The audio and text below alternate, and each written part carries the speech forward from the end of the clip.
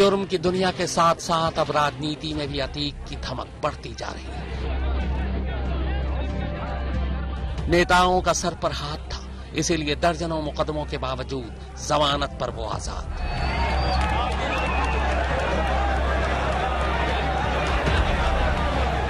अब मुकदमे इतने ज्यादा कि कोर्ट कचहरी भी अक्सर आना जाना लगा रहता। ऐसे ही एक मुकदमे की सुनवाई के लिए विधायक रहते हुए अतीक इलाहाबाद की जिला कोर्ट पहुंचा अपने तमाम गुर्गों के साथ।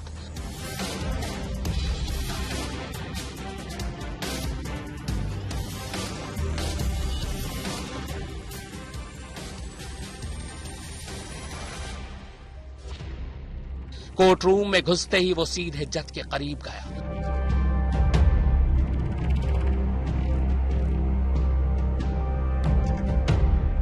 और धमकाने वाले लहजे में बोला, मेरा नाम तो पता है ना, तुम्हारा क्या नाम है? यहीं रहना है ना अभी, जो वकील साहब कहें वैसा ही करना। जानते हैं नाम को? शायद ठीक से नहीं जानते हैं आप। अरे बहुत दिमाग खिसिया दिए हैं आप हमारा। यहीं रहना है ना आपको? हा? अच्छे रहिएगा। इतना कहकर अतीक कोर्ट से निकल जाता है। हमें टोपी पहनाने का कोशिश नहीं करिएगा। ये तो खोपड़िया जो है वो, हाँ समझ गए ना?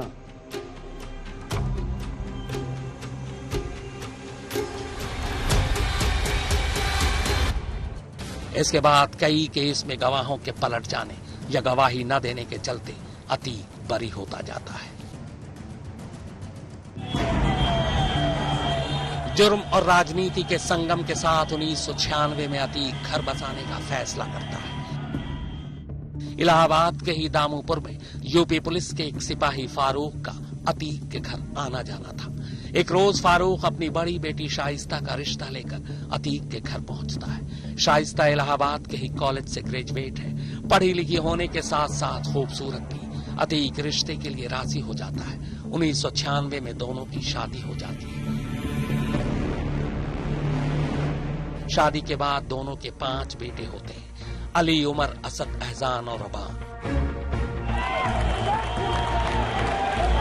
इधर घर बस चुका और उधर बाहर गुंडागर्दी और नेतागिरी दोनों ही दुकानें मुनाफे में चल रही हैं। कद बढ़ा तो राजनीतिक पार्टियों में भी अब अतीक की दिलचस्पी बढ़ने लगी। 1996 में सपा ने अतीक को टिकट दे दिया। अतीक लगातार चौथी बार विधायक बन गया। तो हम ऐसा माहौल पैदा करेंगे कि अगर मैं इलाहाबाद में भी रहूं तो आपको लगेगा अतीक मेरे चौखट पे खड़ा है, मेरे दरवाजे पे खड़ा है। मगर 3 साल बाद 1999 में फिर चुनाव हुए तो इस बार अतीक ने अपना दल का हाथ पकड़ा। पहली बार सीट बदली और प्रतापगढ़ से चुनाव लड़ा, मगर इस बार वो हार गया। 3 साल बाद 2002 में फिर चुनाव हुआ। अतीक फिर अपना दल से लड़ा। इस बार वही पुरानी इलाहाबाद पश्चिमी सीट से खड़ा हुआ और 5वीं बार विधायक बना।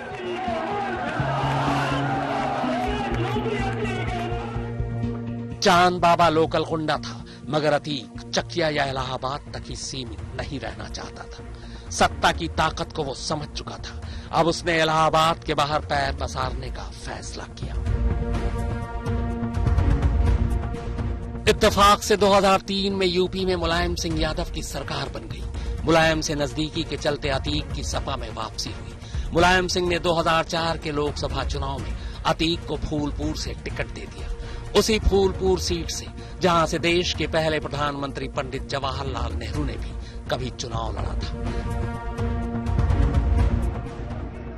अतीक चुनाव जीत गया और पहली बार अब वो माननीय सांसद बना। तब हत्या की कोशिश, जबरन वसूली और किडनैपिंग जैसे 80 से ज्यादा संगीन जुर्मों के साथ वो सीधे उस संसद भवन में पहुंचता है जहां उसके जैसे क्रिमिनल के लिए कानून बनाए जाते हैं। अब वो खुद कानून बनाने वालों में शामिल है। बाकायदा लोकसभा में अब एक नामचीन गुंडा शपथ ले रहा है। मैं अतीक अहमद, जो लोकसभा का सदस्य निर्वाचित हुआ हूं, सत्य निष्ठा से प्रतिज्ञान करता हूं कि मैं विधि द्वारा स्थापित भारत के संविधान के प्रति सच्ची श्रद्धा और निष्ठा रखूंगा मैं भारत की प्रभुता और अखंडता अक्षुण्ण रखूंगा तथा जिस पद को मैं ग्रहण करने वाला हूं उसके कर्तव्यों का श्रद्धापूर्वक निर्वाह करूंगा।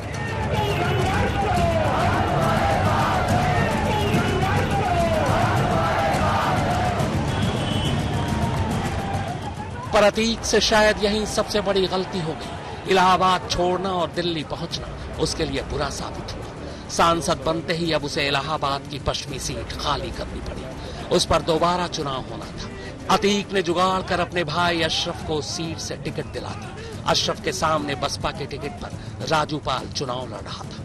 वही राजूपाल जो कभी अतीक का खास हुआ करता था, ठीक वैसे ही जैसे कभी अतीक चांद बाबा का खास हुआ करता था। अतीक के लिए काम करने वाले राजूपाल पर तब 25 मुकदमे दर्ज थे। चुनाव के बाद जब नतीजा आया तो अतीक परेशान हो उठा।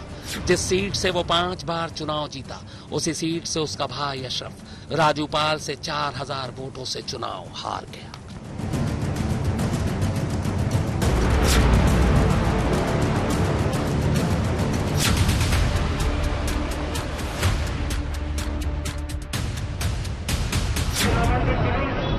इसे एक चुनावी नतीजे ने ही अतीक के खात्मे की बुनियाद रख दी। चुनावी हार का बदला लेने के लिए 25 जनवरी 2005 को राजूपाल के काफिले पर अतीक ने हमला करवा दिया। एक ऐसा हमला जो इलाहाबाद में उससे पहले कभी नहीं हुआ। पहले हमले में ही राजूपाल को कई गोलियां लग चुकी थी। हमलावर वापस लौट रहे थे, मगर फिर उन्हें लगा कि कहीं राजूपाल जिंदा तो नहीं बच जाएगा। ये सोचकर वो दोबारा मुड़ते हैं। करीब 5 किलोमीटर तक पीछा करते हैं। फिर राजूपाल की गाड़ी को घेर कर दोबारा गोली बरसाते हैं। राजूपाल के जिस्म से तब कुल 19 गोलियां निकाली गई थी। 9 दिन पहले ही राजूपाल की शादी हुई थी। पत्नी पूजा पाल ने बाद में रिपोर्ट लिखाई। कातिल के तौर पर सांसद अतीक का नाम सबसे ऊपर था, मगर अतीक का कुछ नहीं हुआ। उल्टे 2005 में हुए उपचुनाव में अतीक का भाई अशरफ राजूपाल की पत्नी पूजा पाल से चुनाव जीत गया। शायद ये अतीक का ही आतंक था।